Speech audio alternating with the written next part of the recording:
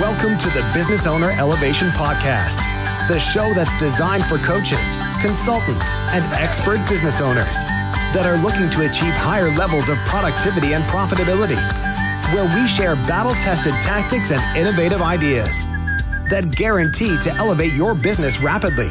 Brought to you from the award-winning Best UK Business Podcast in 2015. Without further ado, here's your hosts, Robert Dean Smith and Leon Street. Hello and welcome to another edition of the Business Owner Elevation Podcast. You have the pleasure of myself, Leon Street, alongside my co-host, Mr. Robert Dean Smith I, and we are happy to be back in your earbuds. You sounded very smooth there, Rob. Very smooth. I just like how that just rolled off your tongue. There was no hesitation. There was nothing there. It was just literally just, I'm in the zone already. And you know why that is, guys? We've been in the green room talking about this topic that we're going to bring up shortly. Shooting the breeze, going over some really creative thoughts. And I know Rob, he's raring to go, so I'm just going to bring him in right there. Yeah, I mean, it's been a while since we've dropped a podcast, and this is a new, how can I put it? This is like elevation, execution, and evolutionize the knowledge, because this is it now. The podcast, alongside BOE TV, is going to be giving you nuggets of wisdom that you should be able to just execute on. This is what it's all about. And today's topic is really interesting one, as we have amalgamated our superpowers, myself, Leon, and Phil Faulkner, who you will hear from time to time. Amalgamated. Come on, just give us, what does it kind of sound like? What's the word? Amalgamated, unified. It's like unifying the WBO and the WBC and the WAB championship. IBF heavyweight world champion of the world, Robert Dean Smith. We've come together to bring in this brand new business and a new concept of way of working with people, especially in the expert marketing and coaching space. And today's topic, we're talking about, Leon, what is today's topic? Here's the topic today, guys. Why? Listen to this. So, why everybody shouldn't be a coach? And so this is a question that's come up that we're going to answer because, we've seen a few things in our industry. We've been approached by a few people asking this similar question, and we're going to tackle it head on. There's a few answers that we've put together already in preparation for this because, it's something that is close to our hearts because at the end of the day, we're coaches and mentors. We help people with their online marketing using our Vortex V3 methodology at the heart of what we teach. And unfortunately, there's a lot of people out there, who we believe, and I think rightly so, shouldn't be coaches. But we're not just going to keep it, surface level. We're going to dive deeper and find out from both of us, myself, Leon, and Rob, on this episode. And I just want to point it out, guys, in the future, you will be privy to, you'll have some insights from our third co-founder, Phil Faulkner. The prolific yeah, that's it. Faulkner. Phil, the prolific Faulkner, will be appearing on the podcast very soon. So watch out for his, I think it's going to be like a hot 60 or 120 seconds. He's just going to give you some serious power boosting content just to add to the energy that you feel and that you're experiencing right now. But let's get back on topic. Here it is. Why everybody shouldn't be a coach. And so to kick us off, I'm going to hand over the reins to Rob for the moment and let him just kick off with the first point, why everybody shouldn't be a coach. Yep. Interesting enough. As this is one of the founding father episodes of this, we're still going to be interviewing top level guests, and that will be more deep dive. But you're going to be hearing more of our personal insights, myself, Leon, and Phil in the coaching world, and probably even have a few of our people that we've coached personally come on and be interviewed as well. But here's the first thing, and we're going to probably keep this episode a little bit shorter than our other formats that we do. So the question is, why everybody shouldn't be a coach? Well, here's the kicker, ladies and gentlemen, why everybody shouldn't be a coach. And, if we just get down to the brass tack nakedness of it, is that so many coaches who portray to be coaches, mentors, and consultants basically are not competent. End of story. Just not competent. That's like me allowing my teenage daughter to go and drive my Mercedes-Benz, and she's not competent, and she's going to go and run herself into a brick wall. So that is it. There is so many coaches that have gone out there and they've joined the expert marketing space because it looks appealing, and it is. If you're looking for a lifestyle balance where you can make a good income and work and live on your terms, then it's excellent.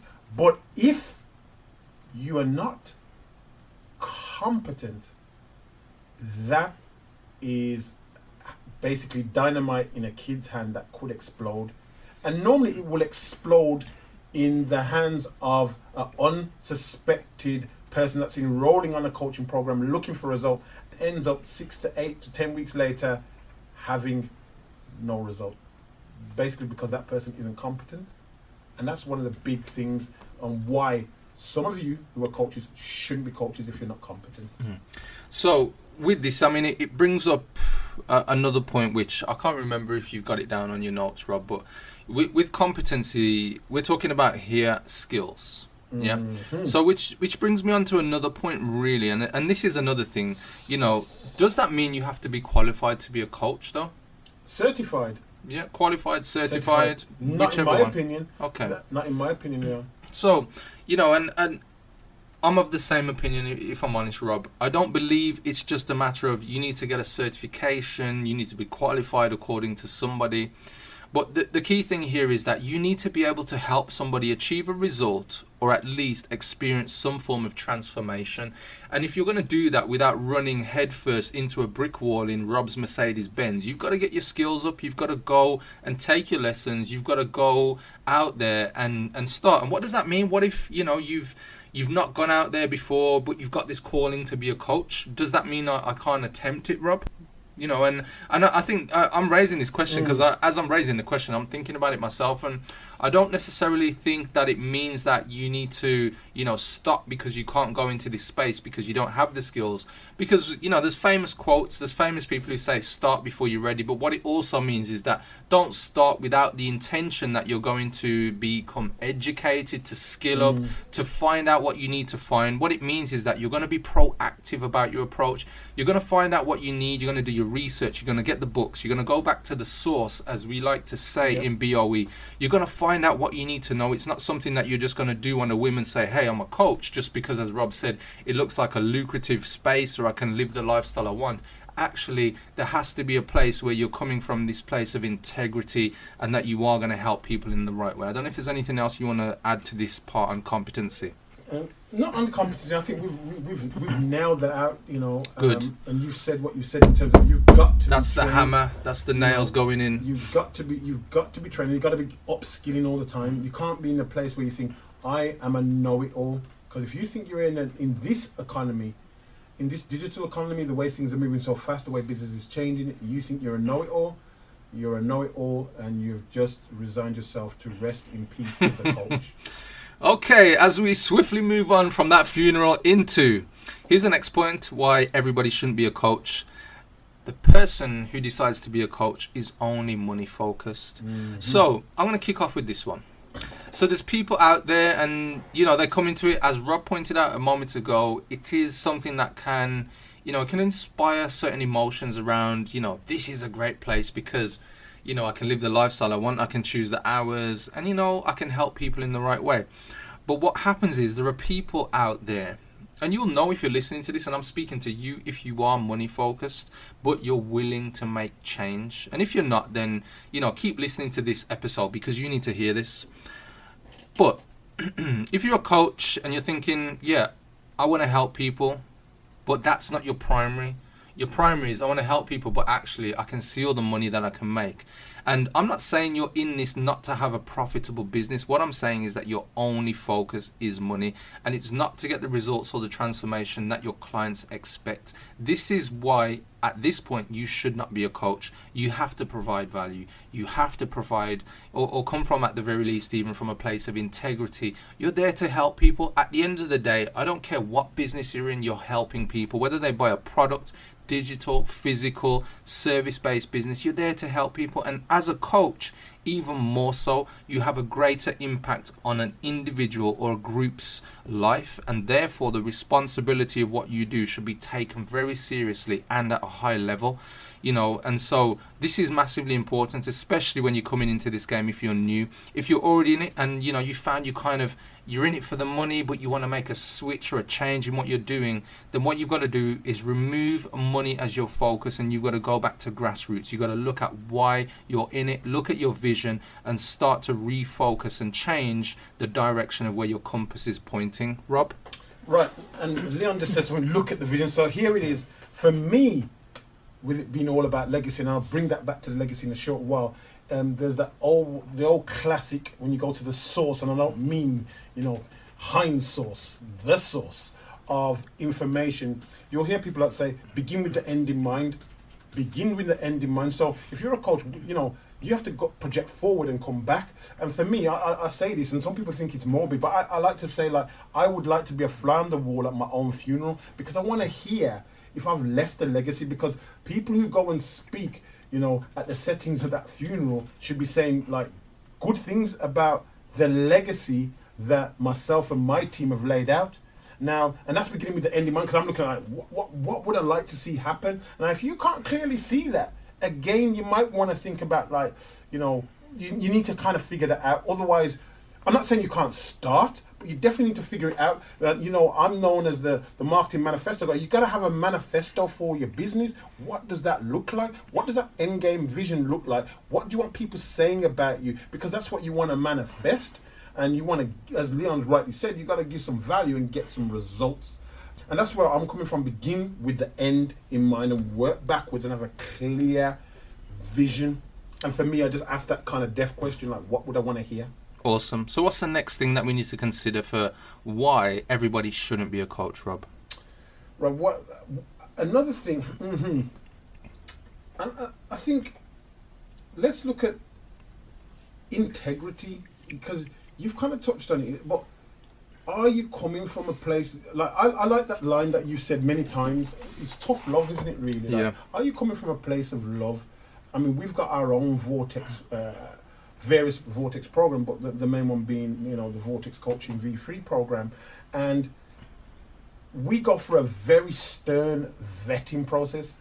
It's not a cheap coaching program. So we go for a very stern. Why? Because for me, I go backwards in time. So I'll go back to when somebody was 16 and bring them right to their current age for a reason, to see, have they got that integrity?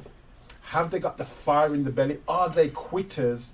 So regardless of if they want to lay down 4 grand, 10 grand, 15 grand, it's irrelevant to me, because if you're not going to follow through, if you haven't got your manifestation plan, your manifesto, your vision, and there's integrity behind it, you're just money hungry, I can't help you to elevate, I can't help you to execute, I can't help you to revolutionize your system. It's not going to happen, not on my watch. So there has to be an element of integrity, and I know that us three as founding fathers of BOE, Business Owner Elevation, as a company, as a group, as a nation, as a movement, there's an integral checklist. And I think that integrity is important, because you can use your superpowers for good and also evil. I think we need to edit in at that point like an evil laugh. But anyway, so thanks for pointing out that one, Rob. Integrity, and yes, it is something that I do use. You've got to come from a place of love for yourself and love for the other person that you're serving. So the next one is, and this is an interesting point, and I'm going to raise this one. Why everybody shouldn't be a coach. You need to have helped somebody before. So how do you do that if you're new? Now, here's one take on it, guys. If you're moving into the coaching space and you've not helped somebody before, what you can do is take on some kind of beta testers. And what I mean by that, and what I'll explain, is you take on people that you're going to bring on board in order to get some results, first of all, so that you can build up some case studies or testimonials.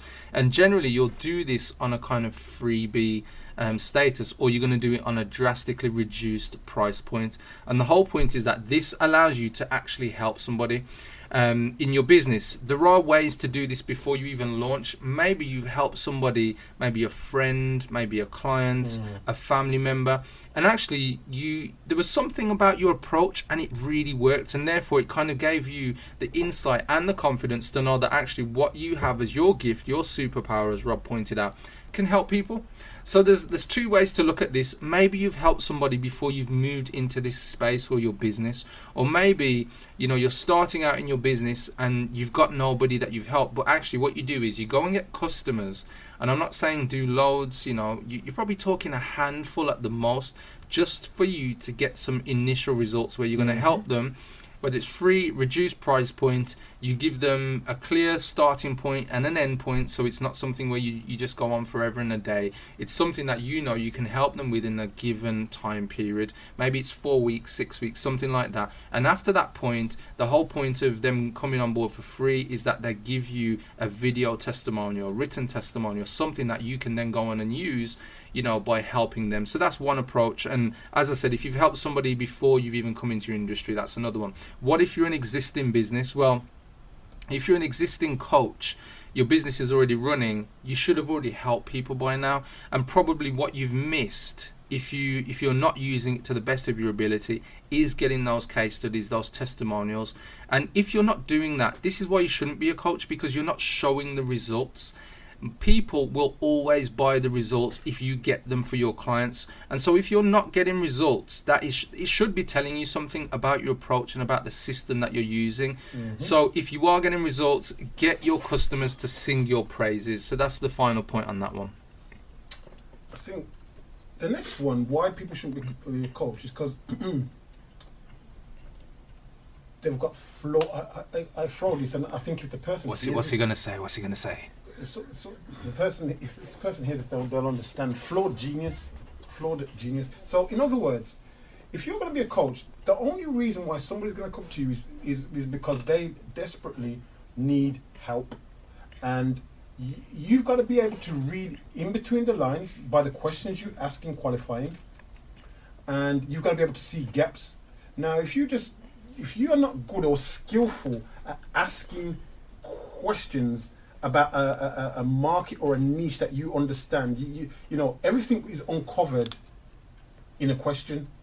You know, if you're looking for a breakthrough, like sometimes when I'm really struggling, I do what I call there's a lake near where I live, and I'll walk, you know, and I call these reservoir revelations. I'm like looking for this breakthrough, and it's not come to me, and I'll go for a walk, but I'm asking myself a question: why is it? What is it? Something. I'm always asking a question, and you have to get really skillful at, before somebody enters your program, so that you know you're going to give them success. The right level of success is seeing the gaps and asking the relevant question. Because sometimes most of the people that want to come coach me, they don't even know what their own issue is, so they can't tell you. So if you can't ask skillful questions and read between the lines and figure it out, and really here's the killer question, is like, there's a question that you need to ask, and don't be frightened to ask, because they won't give you the answer unless you ask it, and that will probably be 80% of the problem. So, you know, recently, you know, I was working with a client, with Leon, and I thought to myself, we were asking some questions about how this is going and how we imagine this going, and I thought, we didn't ask this killer question, and I asked this killer question, and it's like, that was the pain point, and me and Leon realized that we had to go and construct something to make it, you know, make that transition, to make coaching from us be successful. And I'm glad, you know, because sometimes these questions you ask, they kind of they hit your heart and the head at the same time. They kind of, I wish you never asked me that. But the truth is the truth is the truth, and you need to ask these kind of killer questions and read between the lines, because sometimes it's not even, here's the other killer thing, it's not sometimes the answer they say, it's what they don't say. And you've got to read in between that as well. So sometimes I ask questions, and I'm not even looking for that answer. I'm looking for the answer I'm looking for something else that they didn't say. You know what, guys? He just revealed a biggie there, and it might sound like a bit of smoke and mirrors, but this is massive. It's about your ability to listen and ask, as Rob said, skillful questions. Because when you ask that question, it's time for you to shut up and make notes. And when you take those answers in, it's not about just what they say. As Rob said, and I'm going to reiterate this one, it's what they don't say, because that gives you the opposite to what they've said already, and therefore it's going to give you some clues as to what the gaps and the angles are in that person and in your approach to how you can offer them results or transformation. So it's a real skill, it's a real art, it's a real science. And you know, there's people who can come into this that they're naturally gifted, but it's something that you can learn if you are passionate about, and you can take to the next level. And it's all through iteration, experience, repeating this process and growing your mind. But if you come from that place, I'm sure you'd agree with me, guys, you know, you're going to take it to the next level in line with your vision. Cool.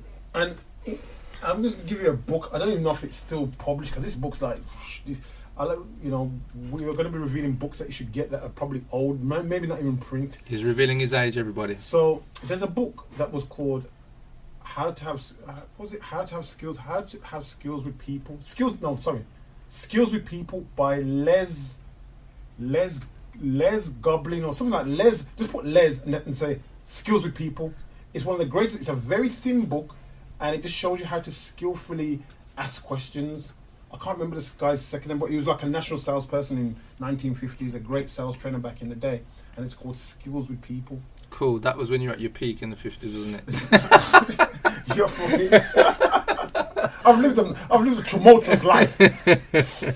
Cool. So our next one, guys, and this is important. So why everybody shouldn't be a coach? You shouldn't be a coach if you only have the ability to show sympathy for your customers. This is a downward spiral to disaster for you and your client.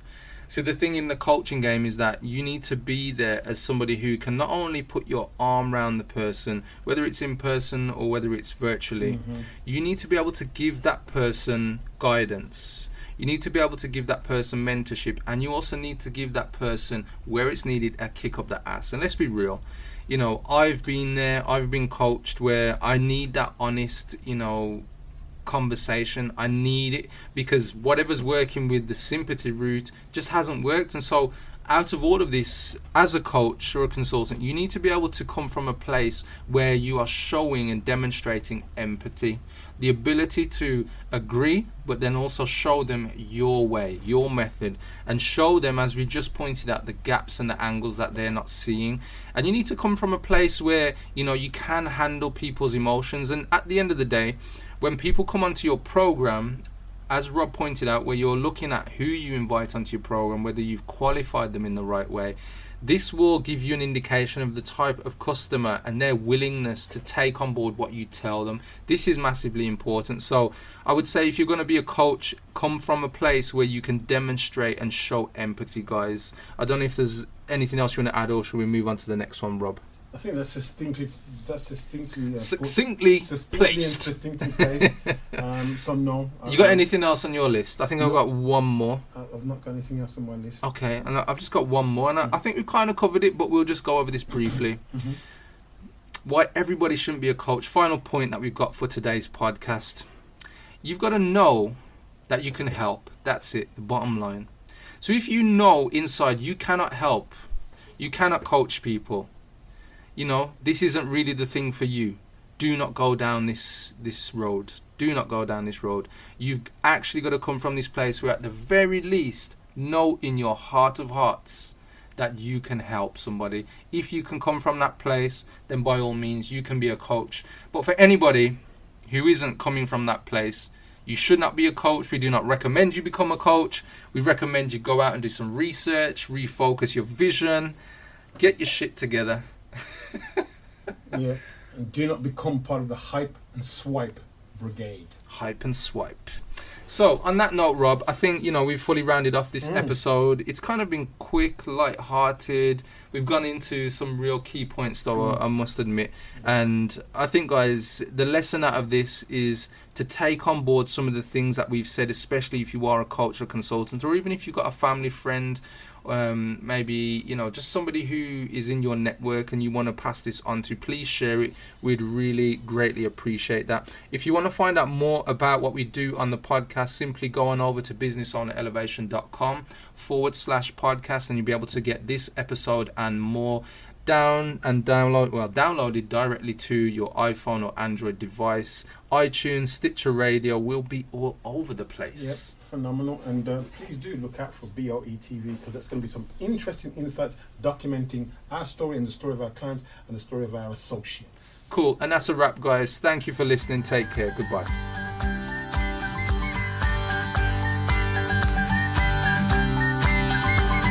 Until next time, Elevation Nation, visit www.businessownerelevation.com and keep soaring to new and higher heights of productivity and profitability.